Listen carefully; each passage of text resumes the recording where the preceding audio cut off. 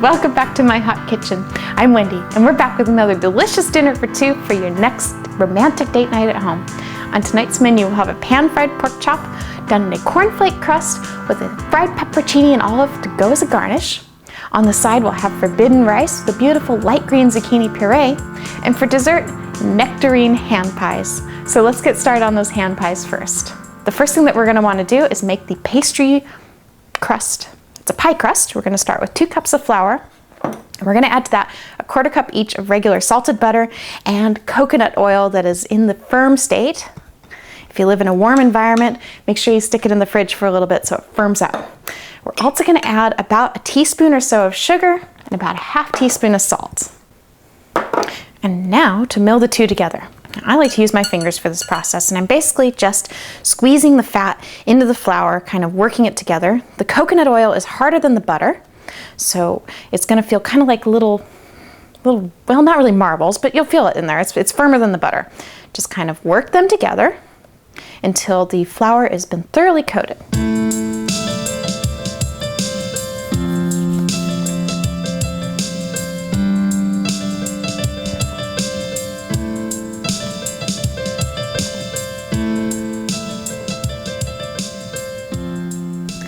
So when the pastry crust is looking like it's all coated, you'll see a light color change in it, and you'll see lots of nice little clumps, and you'll feel that the fat is all mixed in. That means you have cut your fat in properly. So now the next step is to add a little tiny bit of ice water in there to moisten it up and bring it together. Probably going to add about 4 tablespoons altogether, but just start with a nice little pour of about a tablespoon or so. Just gently fold it in. And once that's been absorbed, add a little bit more. And just keep adding it in small amounts until the dough just barely clings together.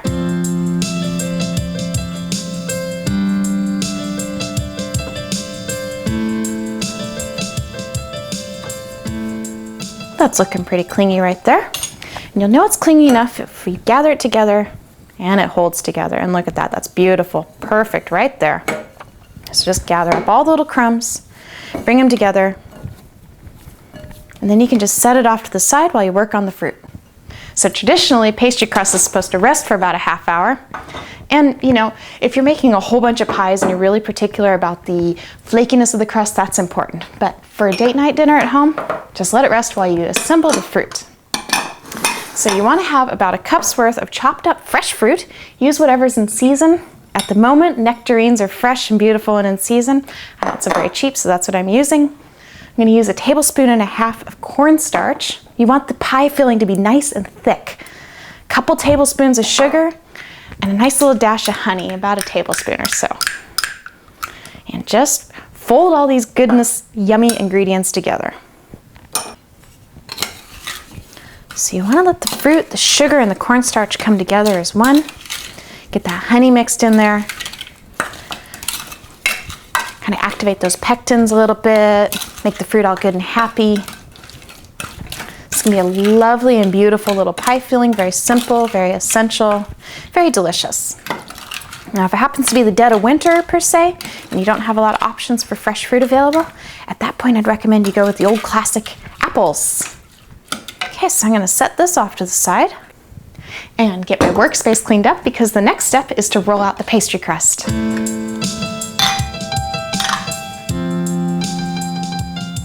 So now it's time to roll. So let's start by hitting the ball of pastry dough here with a nice little amount of flour. Don't skimp in this step, especially when you're first starting. You want lots of flour on there, because the last thing you want is for your pie crust to stick to the counter. Give it a nice little roll here, spread that flour out with your fingers, and then kind of press it out with your hands first. Pinch those edges together that separate out. This helps to result in a nice even crust with nice neat edges. Put a little flour on your rolling pin and then start rolling it out. And after you've done a few passes like that, you want to use a thin metal spatula to scrape underneath, drive that flour under there, keep it from sticking. And I like to give it a little rotation too, to compensate for my own human error in the rolling. One side is always thicker than the other. It's just how it goes.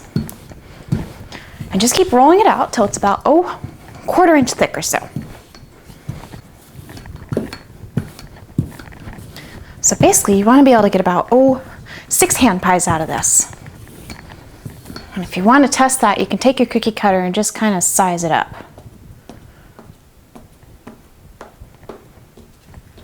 So that was about 10 that I just counted really quickly, so I can probably squeeze about 6 cutouts out of there.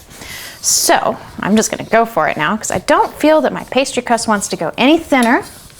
It's going to start breaking on me, and that's no good at all. So I'm going to run my metal spatula and some more flour under here until the whole thing's been loosened up. This is kind of the picky part.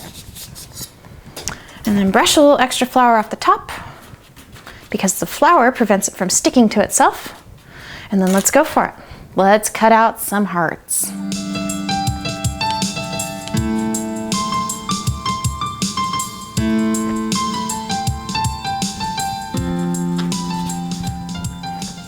All right, and I actually got 14 out of that, so I'm pretty happy about that.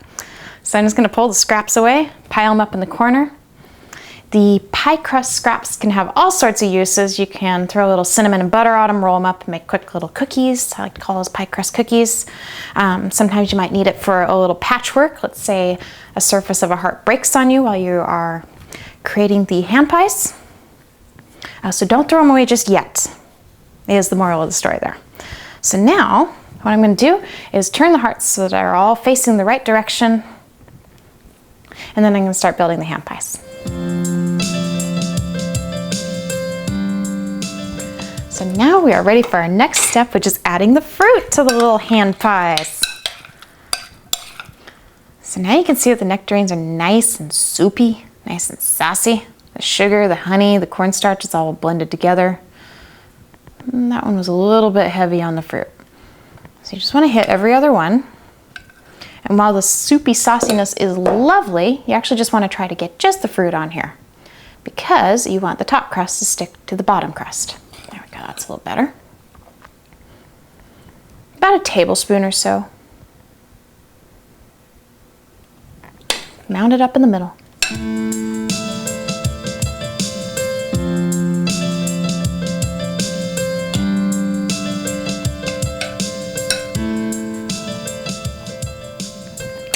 And so now we're ready for the final step. Well, almost the final step. We want to take a little egg wash and run it around the edges. The egg wash is, like I said, what's going to cause the pastry crust to stick together. At this point, just kind of shove that fruit into the middle. You can see why it's important to have a little space between the pastries at this point.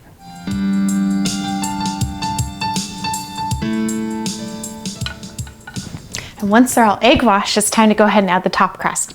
So you just take the top crust, set it over, go through and do them all at once, and then you'll crimp them down in one pass too.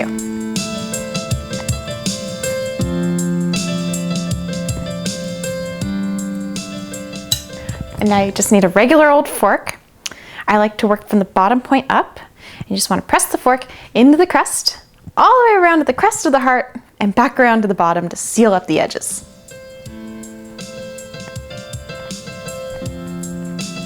Give them a little prick in the top to allow them to vent. Now let's just get the rest of them done.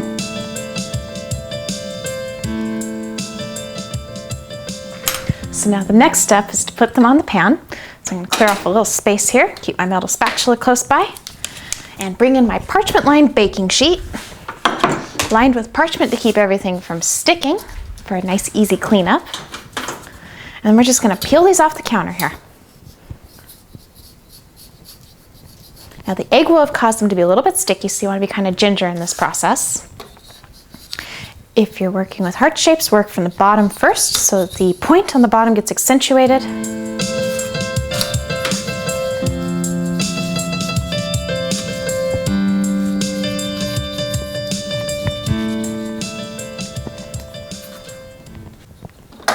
So if you notice any cracks or breaks, take a moment here to kind of push them together. They are going to happen. Don't worry about them. They're actually going to help the pastry to vent a little bit. And anything that you didn't put a little hole in on top, make sure you do that at this point. And then we're going to brush them with a little egg wash and sprinkle them with some pretty red sugar. They're going to be cute little hand hearts. The egg wash is going to cause the sugar to stick beautifully to them. And the end result is going to be a nice little symbol of your love. For me, baking equals love. I'm going to go a little heavier around the edges. Sprinkle on the top.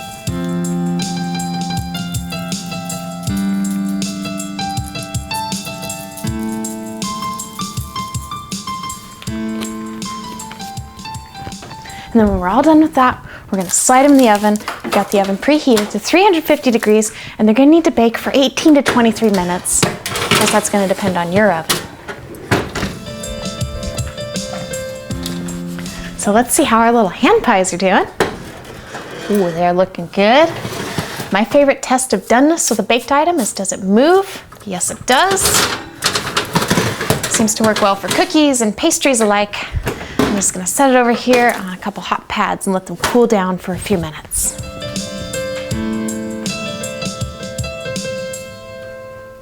So now that the pies are done, it's time to get the forbidden rice going.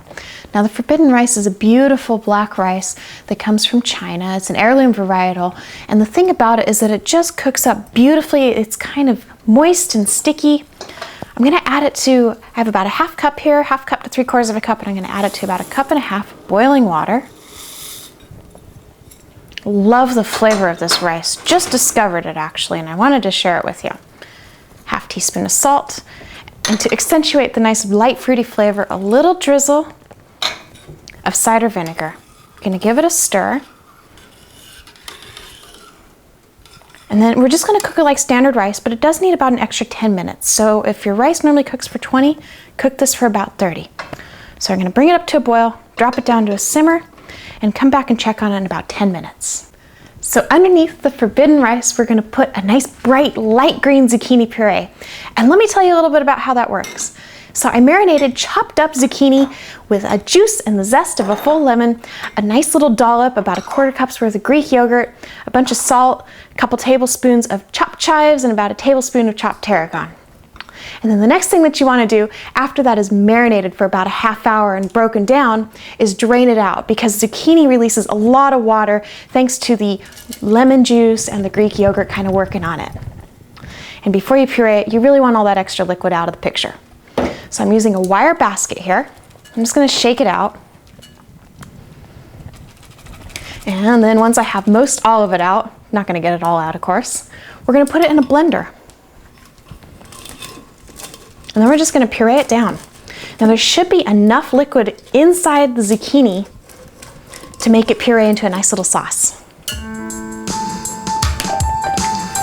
Give it a couple pulses.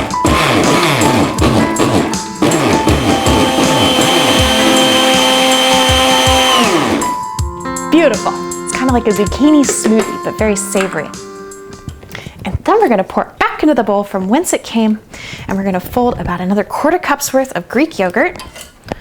Make sure you scrape it out because a lot of the good stuff gets stuck on the side there. So a 1/4 cup of nice Greek yogurt, and use the real stuff here, friends. Don't go for any of that fat-free, low-fat stuff. It's no good. And about a 1/4 cup of crumbled cotija cheese. Feta cheese would also be very nice in this as well. And just kind of fold that all together. Now the advantage of this is both color and taste, and well actually there's 3 advantages. Nutrition too, because the zucchini is done in a raw state, you get to take advantage of all of its nutritional qualities. So now we can just set that off to the side until dinner. So let's take a look here at this gorgeous forbidden rice and see how it's progressing. Looks like caviar cooking. It's really cool stuff. The delicate fruity flavor is just incredible. Like, you really got to try this stuff. It can be a little bit tricky to find, so look in places like Whole Foods or check on our website because we have a link to it there. So now let's move on to the pork chops. I have about 1/2 cup's worth so of beautiful luscious coconut oil in its solid state. I'm going to go ahead and get that heating in my pan. I'm going to leave the pan on medium-low for the time being while it gets warmed up. And then let's start by preparing the pork chop breading mixture. So I have a 1/4 cup of plain old flour here. I'm going to add to it a 1/2 teaspoon of salt, about a teaspoon of minced up fresh tarragon. You can substitute another sweet herb if you like. 1/4 teaspoon of white pepper and a 1/4 teaspoon of cumin to add a little background of spice to it. Just kind of want to fold all that together. There we go. And then we're going to employ a double dunking method here for the pork chops. So we're going to take the pork chops and we're going to dunk them in the egg wash. And it's actually the same egg wash that I was using for the pastry. I stretched it out a little bit with a little bit more water because I want to make sure that we have enough for both the pork chops and the garnish, the olives and the pepperocini. So there's our second dunk. First into the egg, then into the flour, then into the egg again, then into the cornflake crumbs. Now, cornflake crumbs are kind of an interesting thing. They have a flavor all their own. They're really quite tasty. Nice little crunch to them, nice little texture. And if you can't find cornflake crumbs, just buy cornflakes and grind them up by either using a food processor or a bag and rolling pin method. I'm using the T-bone cut on the pork chop here because I really like the appearance that it has. It looks very full and very large. Any cut will work, although I do recommend a bone-in cut. And of course, if you don't care for pork, this recipe would be delicious done with chicken. Another little dunk in the egg. It just makes the double dunking just makes the coating really thick and luxurious. It's nice stuff. And once the pork chops are breaded, I'm just going to set them off to the side for a moment while my oil comes up to temperature. And I'm going to test that by dropping a little bit of the batter, a little bit of the crumb off the tips of my fingers. And if I see it sizzling like that, I know that we are in good shape and we're good to go. So let's go ahead and drop in the pork chops carefully, placing them so the oil splashes away from you, and then let them rip. So now with the pork chops going and your fingers still covered, that's when you want to prepare the garnish. Now for a fun little bistro-style garnish, we're going to be taking the peperocinis, a couple peperocinis. I got these off the Olive Bar, which is a great way to buy pickled things like that because it's really inexpensive and you can just buy what you need. I'm going to add a little bit of zucchini filling. And I'm doing that so the garnish kind of matches the side dish, kind of a little synchronicity on the plate. If you don't care for hot things, take the seeds out of the pepperocini. If you like a little fire, leave those seeds in. And just kind of close them up. It's not going to be a perfect process. Roll them in flour. You don't have to worry about double dunking these guys. They're just supposed to go on top. So flour, and then egg, and then cornflake crumbs. Again, for that synchronicity. And these just add a nice little fire, a nice little pickly spice. They're really quite tasty. Now the olives, you have options with these. You can get all kinds of olives off the Olive Bar. I am going to stuff them with a little tiny bit of cotija cheese to add just a little more richness to it. Blue cheese would also be really quite tasty. And then again, just roll them in the flour, roll them in the egg, and then roll them in the breadcrumbs. And we'll add these in after we flip the pork chops. And look at that nice, richly caramelized cornflake crumb crust.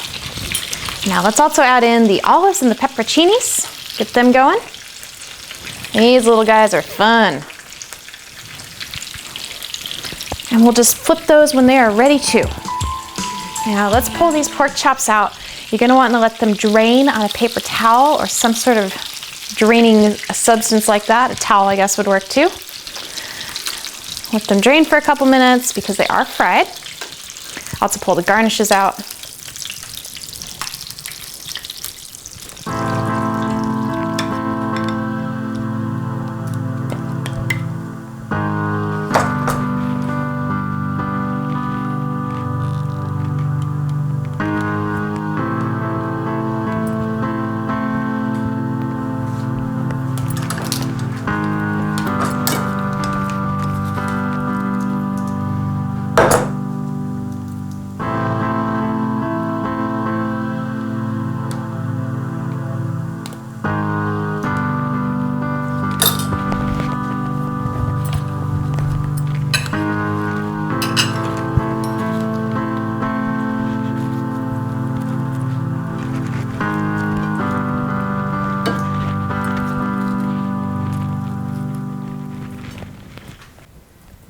So there you go. That's how you whip up an awesome bistro-style feast for your sweetie on your next date night at home.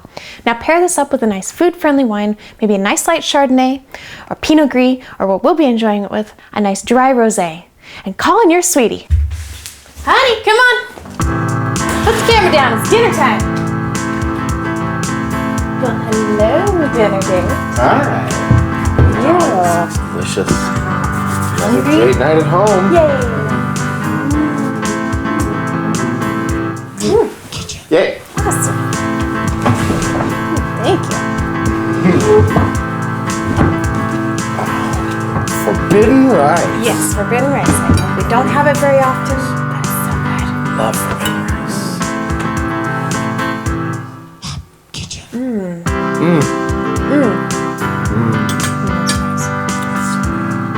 This is such a hot kitchen. So thanks for joining me in my hot kitchen tonight. Have fun turning up the heat in your kitchen, and we'll see you next week. Night-night.